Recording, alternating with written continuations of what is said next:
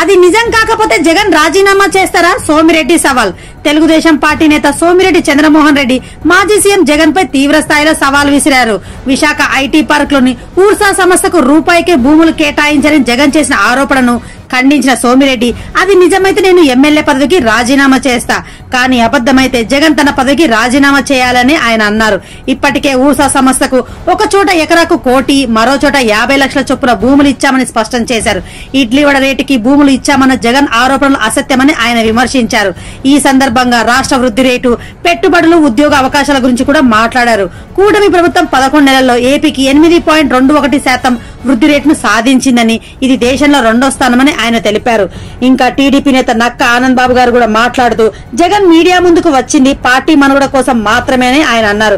అమరావతి, పోలవరం ప్రాజెక్టులపై జగన్ విషం చిమ్ముతున్నారని ఆయన విమర్శించారు. కేంద్రం ప్రకటించిన వృద్ధి రేటు జగన్ కు కనిపించడం లేదని ప్రశ్నించారు.